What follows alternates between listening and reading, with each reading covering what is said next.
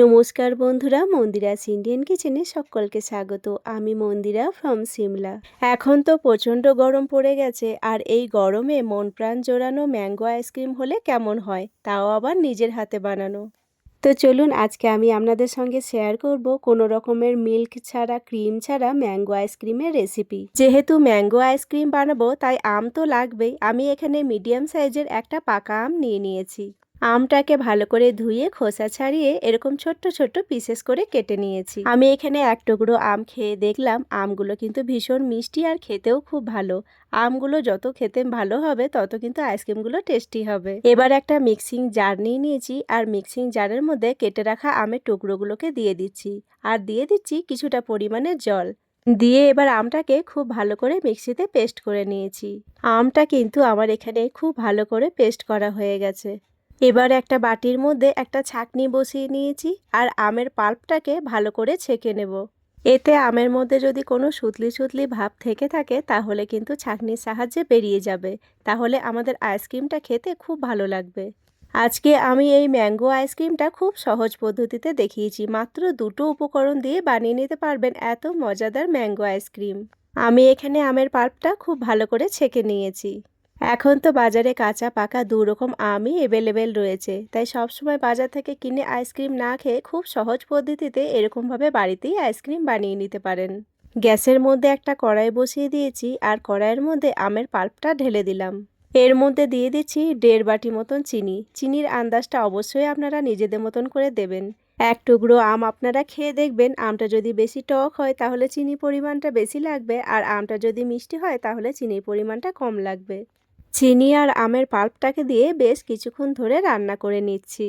এখন যে পরিমাণে গরম পড়েছে, মনে হয় যেন ঠান্ডা ঠান্ডা একটু আইসক্রিম হলে খুব ভালো হতো, কিন্তু সবসময় বাজার থেকে কিনে আনা সম্ভব হয় না।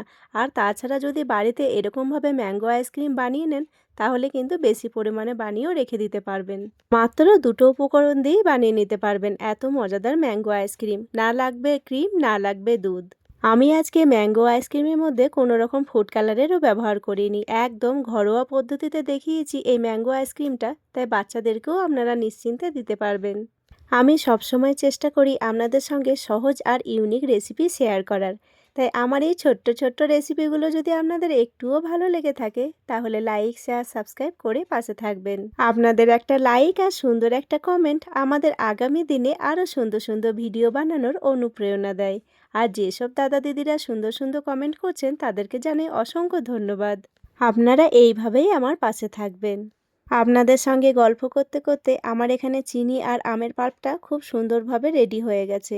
এবার এর মধ্যে দিয়ে দেবো পরিমাণ মতন জল। খুব বেশি জলের ব্যবহার আমি এখানে করিনি, সামান্য পরিমাণে জল দিলাম। খুব বেশি জল দিয়ে দিলে আইসক্রিমগুলো খেতে জল জল লাগবে। দোকানে যে ধরনের ম্যাঙ্গো আইসক্রিম পাওয়া যায় সেরকম স্বাদ কিন্তু আসবে না। জলটাকে দিয়ে ভালো করে মিশিয়ে নিচ্ছি। এবার এটাকে 5 মিনিটের জন্য ফুটিয়ে নেব। প্রায় 5 মিনিট মতন হয়ে গেল এটা আমার ফোটানো। এবার গ্যাসের ফ্লেমটাকে অফ করে দিচ্ছি। গ্যাসের ফ্লেমটা আমি এখানে অফ করে দিয়েছি, আর এর থিকনেসটা আপনারা দেখুন, একদম পাতলাও হয়নি আবার খুব গাঢ়ও হয়ে যায়নি, এই পর্যায়ে আমি রেখেছি। আইসক্রিম তো গরম অবস্থাতে বসানো যাবে না, তাই এটাকে আমি রেখে দিয়েছিলাম বেশ কিছুক্ষণের জন্য ফ্যানের হাওয়াতে। আমার এখানে আমের পাল্পটা পুরোপুরি ঠান্ডা হয়ে গেছে, আর কালারটা দেখুন কত সুন্দর এসেছে। আমি কিন্তু এখানে কোনো রকম ফুড কালারের ব্যবহার করিনি। আইসক্রিম বসানোর জন্য আমি এখানে একটা মোল্ড নিয়ে নিয়েছি আর স্টিক নিয়ে নিয়েছি। এই আইসক্রিম মোল্ড আর আইসক্রিমের স্টিকগুলো কিন্তু আপনারা অনলাইনে অ্যাভেলেবেল পেয়ে যাবেন। আমি এখানে সিলিকনের মোল্ড নিয়ে নিয়েছি। সিলিকনের মোল্ডে কিন্তু আইসক্রিমটা খুব সহজেই বেরিয়ে আসবে। মোল্ডের মধ্যে আইসক্রিমের স্টিকগুলোকে আমি ভালো করে সেট করে নিয়েছি। এবার অল্প অল্প করে আমের পাল্প দিয়ে মোল্ডগুলোকে রেডি করে নেব। এই হোমমেড ম্যাঙ্গো আইসক্রিমগুলো কিন্তু খেতে ভীষণ টেস্টি হয়। একবার যদি বাড়িতে বানিয়ে খান তাহলে কিন্তু আর বাইরে থেকে কিনে খেতে ইচ্ছে করবে না। মোল্ডগুলোকে আমি ভালো করে রেডি করে নিয়েছি, তবে এটাকে খোলা অবস্থায় ফ্রিজে রাখবো না। একটা ফয়েল পেপার নিয়ে নিয়েছি, আর ফয়েল পেপারটা দিয়ে ভালো করে র্যাপ করে দেবো মোল্ডটাকে। খোলা অবস্থায় যদি আইসক্রিমের মোল্ডটাকে ফ্রিজে ভরে দিই তাহলে আইসক্রিমের ওপরে একটা বরফের লেয়ার পড়ে যাবে।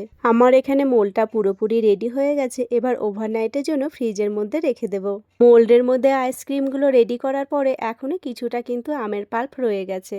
আমি এখানে কয়েকটা কফি কাপ নিয়ে নিয়েছি। আমার কাছে এই সাইজটা ছিল, তাই আমি এই সাইজের কফি কাপ নিয়ে নিয়েছি। আপনাদের কাছে যদি মোল্ড না থাকে তাহলে কিন্তু আপনারা এরকমভাবে কফি কাপেও কিন্তু আইসক্রিম বসিয়ে নিতে পারেন।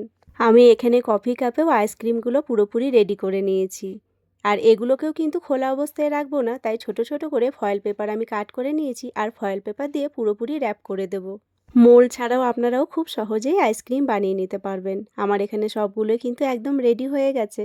এবার এই আইসক্রিমগুলোর মধ্যেও কিন্তু আমি স্টিক ভরে দেব। সেই কারণে আমি একটা চাকু নিয়ে নিয়েছি আর এরকমভাবে মাঝখানটাতে গর্ত করে নিচ্ছি, যাতে স্টিকটা খুব সহজেই আমি ভরে দিতে পারি।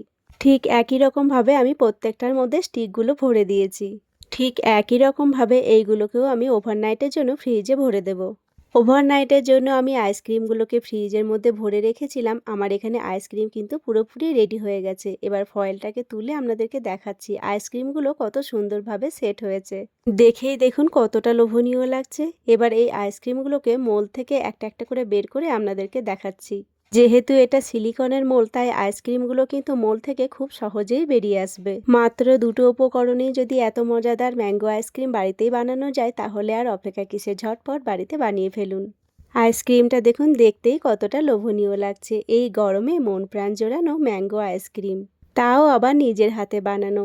এবার যে কফি কাপে আইসক্রিমগুলো বসিয়েছিলাম সেটাও একটা আপনাদেরকে বের করে দেখাচ্ছি। কফি কাপ থেকে কত সহজেই কিন্তু আইসক্রিমটা বেরিয়ে গেল। ভিডিওটাও তাহলে এখানেই শেষ করলাম। আমার আজকের ভিডিও আপনাদের কেমন লাগলো অবশ্যই কমেন্ট করে জানাবেন। ভালো লাগলে লাইক, শেয়ার, সাবস্ক্রাইব করে দেবেন। আবারও আসবো নতুন কোনো একটা রেসিপি নিয়ে। ততক্ষণের জন্য সবাই ভালো থাকবেন, সুস্থ থাকবেন। এতক্ষণ পর্যন্ত আমার সঙ্গে থাকার জন্য সকলকে জানাই অসংখ্য ধন্যবাদ।